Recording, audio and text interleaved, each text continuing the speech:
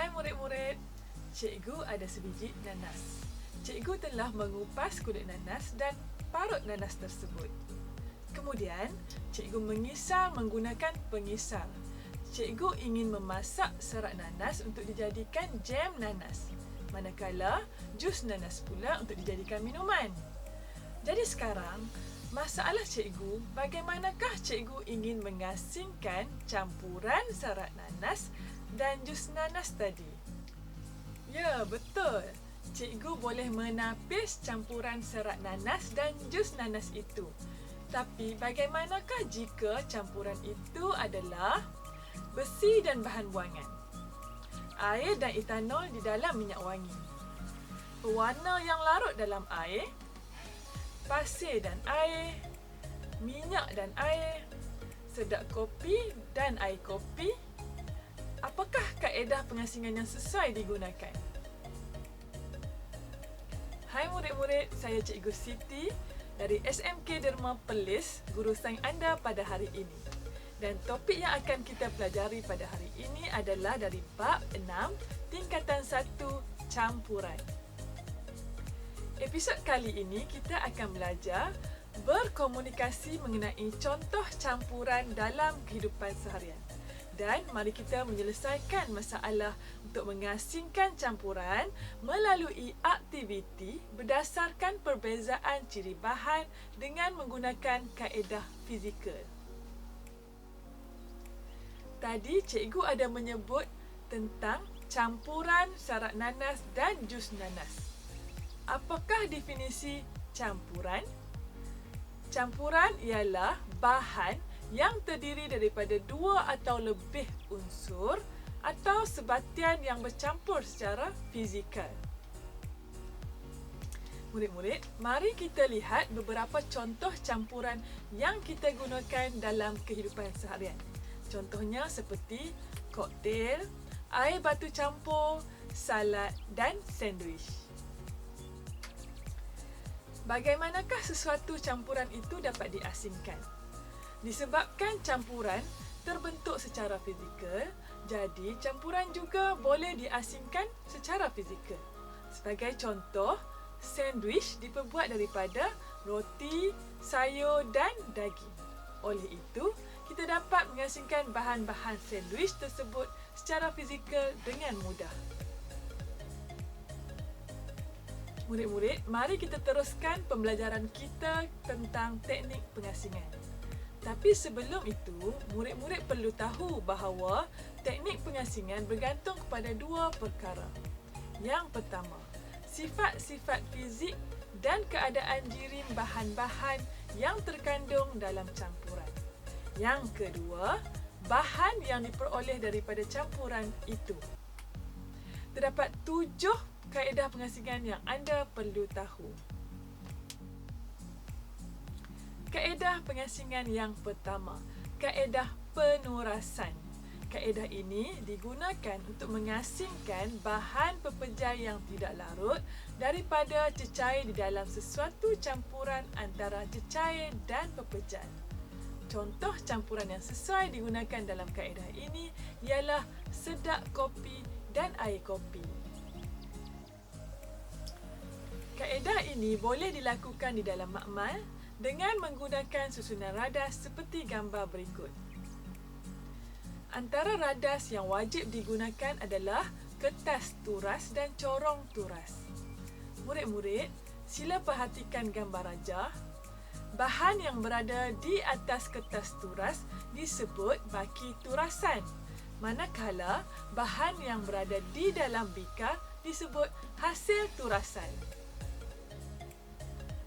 Merujuk kepada aktiviti tadi, cikgu ada 2 soalan untuk anak-anak murid. Soalan pertama, apakah keadaan jirim bagi pasir dan air? Ya, betul. Pasir adalah pepejal, manakala air adalah cecair. Soalan kedua, namakan baki turasan dan hasil turasan jika campuran itu pasir dan air. Ya, baki turasan adalah pasir, manakala hasil turasan adalah air. Kaedah pengasingan yang kedua, kaedah penyulingan. Teknik ini sesuai digunakan untuk mengasingkan cecair dengan cecair yang terlarut campur yang mempunyai takat didih yang berbeza. Contoh campuran yang sesuai menggunakan kaedah ini ialah air dan etanol. Kaedah ini boleh dilakukan di dalam makmal dengan menggunakan susunan radas seperti gambar berikut. Antara radas yang wajib digunakan adalah kelalang dasar bulat dan kondenser Liebig. Murid-murid, cuba kamu perhatikan bahan di dalam kelalang dasar bulat. Terdapat serpihan porselin ditambah di dalam campuran air dan alkohol. Apakah kegunaan serpihan porselin dalam aktiviti ini? Fungsi serpihan porselin adalah untuk mengelakkan campuran cecair dalam kelalang daripada memasuki kondenser Liebig. Kaedah pengasingan yang ketiga, pemisahan menggunakan magnet. Kaedah tarikan magnet boleh digunakan untuk mengasingkan dua bahan yang bersifat bahan magnet dan yang tidak bersifat bahan magnet. Contoh campuran yang sesuai menggunakan kaedah ini ialah besi dalam bahan buangan.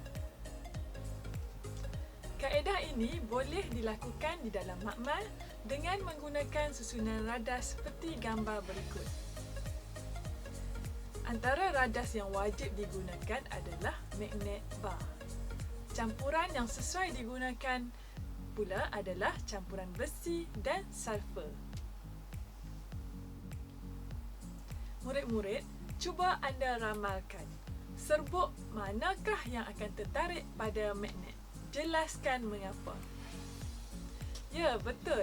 Serbuk besi akan tertarik pada magnet kerana serbuk besi adalah bahan logam. Jadi murid-murid, untuk melakukan eksperimen ini di dalam makmal nanti, murid-murid perlu berhati-hati ya. Jangan sampai terhidu serbuk besi itu. Bahaya tau.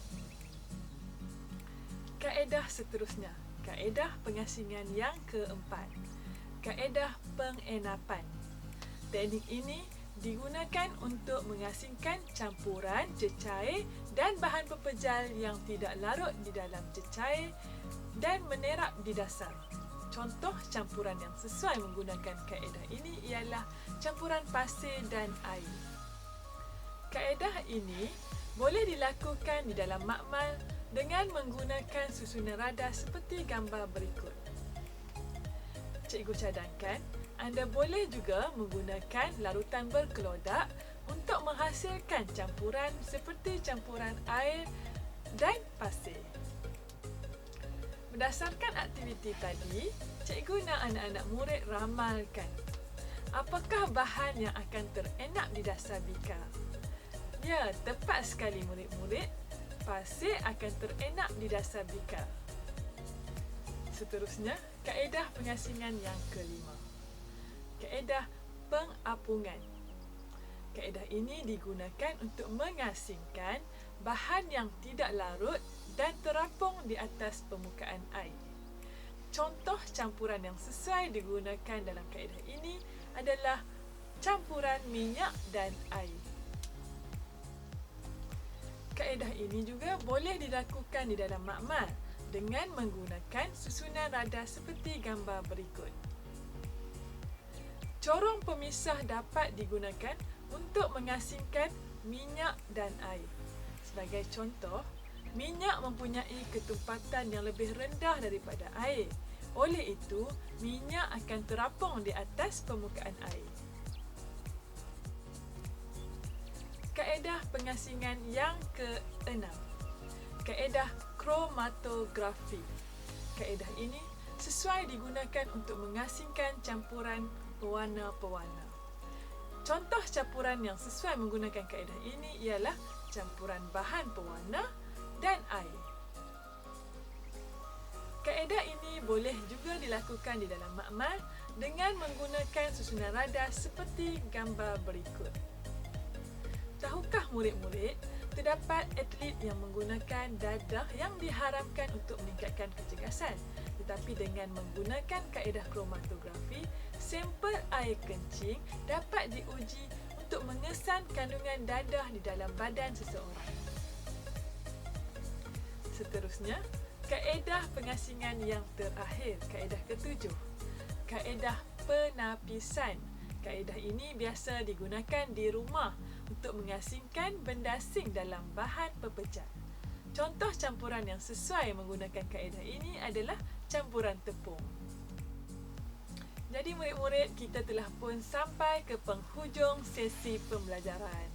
Murid-murid telah pun berkomunikasi mengenai contoh campuran dalam kehidupan seharian.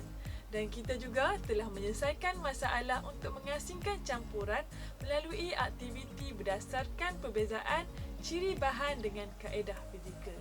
Cikgu harap murid-murid faham dan mencapai objektif kita pada hari ini. Sekian sahaja untuk kelas hari ini. Sehingga berjumpa lagi. Bye!